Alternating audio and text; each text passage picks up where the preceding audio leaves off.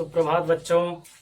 शिवम संकल्प intermediate college बखरीमान जानी सोनभद्र के इस ऑनलाइन क्लासेस में मैं दीपक कुमार आप सभी का स्वागत करता हूं। आज हम कक्षा 11 जीव विज्ञान का पाठ 2 जीवों में विविधता का भाग 2 पढ़ेंगे। भाग 1 में हमने पढ़ा था कि किस तरीके से पृथ्वी पर इतने सारे जो जीव हैं उनमें अनेक प्रकार की विविधताएं पाई जाती हैं, हम उन्हें किस तरीके से पहचाने। इसके लिए हमने अरस्तु का वर्गीकरण पढ़ा था। अरस्तु का वर्गीकरण, अरस्तु के वर्गीकरण में हमने देखा था कि अरस्तु ने जीवों को मुख्यतः 2 भागों में बांटा था। पेड़ पौधों को यानी कि पादप वर्ग को, उन्होंने पादप वर्ग को 3 भागों में बांटा था, शाक, झाड़ी और पेड़। ठीक है, इन 3 वर्गों में इन्होंने पादप वर्ग को बांटा था। जंतु वर्ग को इन्होंने बांटा था 2 वर्गों में। पहला था लाल रक्त की उपस्थिति। लाल रक्त की उपस्थिति के आधार पर इन्होंने बांटा, यानी कि जिन जीवों में लाल रक्त है उन्हें एक वर्ग में रखा और लाल रक्त की अनुपस्थिति इन्हें दूसरे वर्ग में रखा। ठीक है, यहाँ तक हमने जान लिया था कि अरस्तु के वर्गीकरण में पादप जो होते हैं 3 भाग में बांटे गए थे, शाक, झाड़ी और पेड़। आकार के आधार पर इन्होंने बांटा था। जंतुओं को इन्होंने 2 भाग में बांटा था। लाल रक्त की उपस्थिति को एक वर्ग में रखा था और लाल रक्त की अनुपस्थिति वाले जंतुओं को दूसरे वर्ग में रखा था।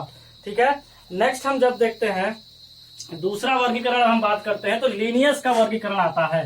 ठीक है, दूसरा जब हम वर्गीकरण की बात करते हैं, दूसरे वर्गीकरण की बात करते हैं तो लीनियस का वर्गीकरण आता है। लीनियस, कैरोलस लीनियस का वर्गीकरण इन्होंने द्विजगत में बांटा था। कितने जगत में बांटा था? द्विजगत।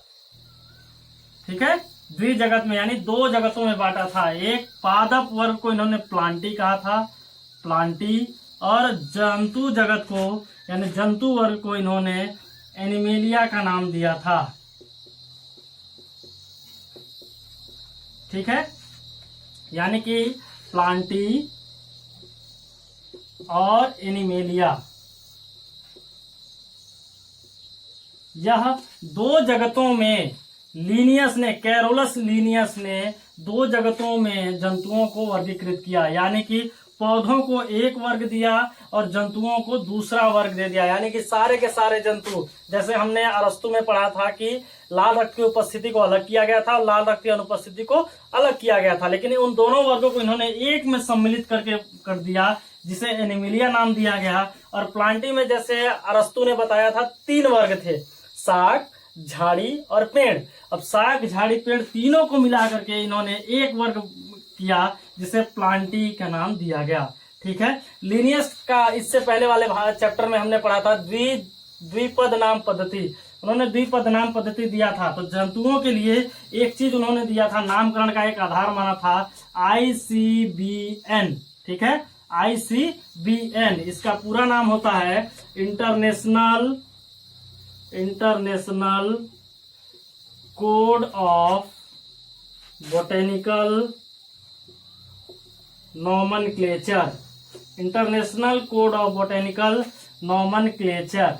ठीक है, अब एनिमिलिया को इन्होंने जब जितने जंतु वर्ग में आए थे इनको इन्होंने किया था, नामकरण पद्धति में बताया था ICZN, यानी कि इंटरनेशनल कोड ऑफ, सेम यही चीज रहेगा, international code of botanical nomenclature. यहाँ हो गया, बोटेनिकल की जगह बस यहाँ पर आ जाएगा, बोटेनिकल की जगह पर बस यहाँ पर आ जाएगा जूलॉजिकल नॉमेनक्लेचर। ठीक है, international code of zoological nomenclature, ये ICBN और ICZN का पूरा नाम हो गया। ठीक, द्विपद नाम पद्धति में इन्होंने ये चीज बताया था, आपको पहले से ज्ञात है। तीसरा एक चीज आता है ICLN। ठीक, क्वेश्चन यही पूछता है कि ICLN का पूरा नाम बताइए। ICLN है क्या? तो international code of Linnaeus nomenclature, यानी कुछ नामों को लीनियस ने बताया था। ठीक है, और जिस नाम को अगर लीनियस ने बताया था, याद रखिएगा, तो उस नाम के आगे मान लीजिए अगर हम बात करते हैं कोई भी एक नाम है जिसको लीनियस नॉमेनक्लेचर के अंतर्गत अगर रखा गया है, तो वहां पर एल नाम, जैसे मान लीजिए होमोसेपियंस, एक उदाहरण हम बता रहे हैं, होमोसेपियंस मानव का वैज्ञानिक नाम था। तो अगर यहाँ पर LINN लिखा हुआ लास्ट में मिल जाए, लिन, यह लीन प्रदर्शित करता है लीनियस को, लीनियस नोमेनक्लेचर को, यानी ICLN को प्रदर्शित करता है। यह लिन LINN अगर लास्ट में मिल जाए, मानव में नहीं मिलता है, ऐसे सिर्फ और सिर्फ अधिकतर यह पादप वर्गों में मिलेगा। ठीक है, सिर्फ आपको यह उदाहरण के लिए था कि होमोसेपियंस और यहाँ पर अगर लिन लिखा हो तो आप सीधे समझ लीजिएगा कि ये ICBN या ICZN का नहीं है, यह किसका है, ICLN का है। यानी ये लिन जो है वो लीनियस को प्रदर्शित करता है। ठीक, अब हम यहाँ पर देख रहे थे लीनियस का वर्गीकरण। लीनियस के वर्गीकरण में लिनियस ने दो भाग में बांटा था, पादप जगत और पादप जगत को प्लांटी और एनिमेलिया, मतलब कि जंतु जगत को एनिमेलिया का नाम इन्होंने दिया। ठीक है, इन्होंने दो जगतों में बांटा। यह क्लियर रूप से यह नहीं बता पाए कि इसका क्या होगा, पोषण के आधार पर अगर हम वर्गीकृत करें तो क्या होगा, इसका पोषण क्या होगा, श्वसन क्या होगा, ये सभी चीजें हम वर्गीकरण में, इन वर्गीकरणों में अच्छे ढंग से नहीं जान पाए। ठीक है, आगे हम देखते हैं जो मुख्य रूप से नेक्स्ट वर्गीकरण आता है, तो आता है आपका RH विटकर का, RH विटकर का वर्गीकरण, RH विटकर, AH है, विटकर का वर्गीकरण। ठीक है, RH विटकर ने सन 1969 में, 1969 में इन्होंने एक वर्गीकरण दिया जिसे 5 जगत का वर्गीकरण कहा जाता है। 5 जगत का वर्गीकरण कहा जाता है। RH विटकर के वर्गीकरण को 5 जगत का वर्गीकरण कहा जाता है। इन्होंने इस वर्गीकरण को 5 भागों में विभाजित किया, जंतुओं को 5 भागों में यानी 5 जगतों में विभाजित किया। पहला था मोनेरा, दूसरा था प्रोटिस्टा, तीसरा था फंजाई या कवक, ठीक, चौथा था प्लांटी, पादप वर्ग, और 5वां था एनिमेलिया,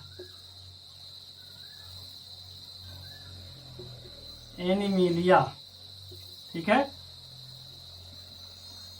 एनिमेलिया। यह 5 जगत का वर्गीकरण हुआ। मोनेरा, पहला क्या था, मोनेरा, दूसरा था प्रोटिस्टा, तीसरा था फंजाई, ठीक, फंजाई, चौथा था प्लांटी, 5वां था एनिमेलिया। यानी यह 5 वर्गों में इन्होंने सभी जीवों को वर्गीकृत किया। ठीक है, अब यह 5 जगत का वर्गीकरण ही सर्वमान्य रूप से हमें बहुत ही आसानी से सब कुछ के बारे में पता करता है, चाहे वह कोशिका का प्रकार हो कि मोनेरा में किस प्रकार की कोशिकाएं पाई जाती हैं, ठीक है, चाहे पोषण की विधि हो, वह सब चीजें इन 5 में अलग अलग प्रकार से मिला जा सकता है। यानी कि 5 जगत का वर्गीकरण जो था वो कोशिका का प्रकार, पोषण की विधि, श्वसन की विधि, प्रजनन की विधि, यानी ये सभी चीजों का एक सुचारू रूप से यहाँ पर हमको संलयन मिलता है।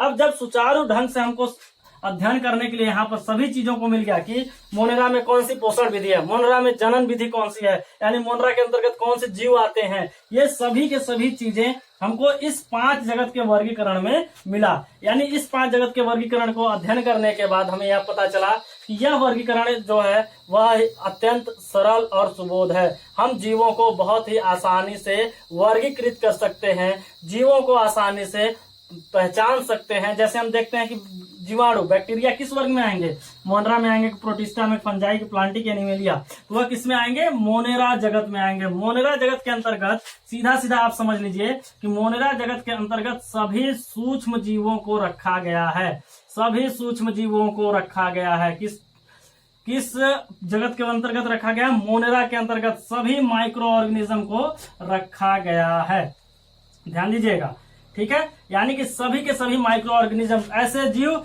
जो हम अपने नग्न आंखों से नहीं देख सकते हैं, वो सूक्ष्म जीव के अंतर्गत आते हैं, ठीक है। वो सभी सूक्ष्म जीवों को कहाँ रखा गया है, मोनेरा के अंतर्गत रखा गया है। अब इन सूक्ष्म जीवों में जैसे आ गया जीवाणु, जीवाणु, बैक्टीरिया, विषाणु, ये सभी जो जीव हैं, ठीक है, ये सभी किसके अंतर्गत आ गए? मोनेरा जगत के अंतर्गत आ गए। प्रोटिस्टा, फंजाई, प्लांटी, एनिमेलिया, ये जो 5 जगत का वर्गीकरण था, यह 5 जगत के वर्गीकरण हमें आसानी से या स्पष्ट रूप से अध्ययन करने में सहायता प्रदान करते हैं कि कौन सा जीव किस जगत में आता है, कौन सा जीव का कौन सी पोषण विधि है, कौन सा प्रजनन की विधि है, कौन सा इनमें कोशिका का प्रकार है, किस प्रकार की कोशिकाएं पाई जाती हैं, ये सभी हम आगे पूरा इसका विस्तार से पढ़ेंगे अगले भाग में। तब तक के लिए धन्यवाद।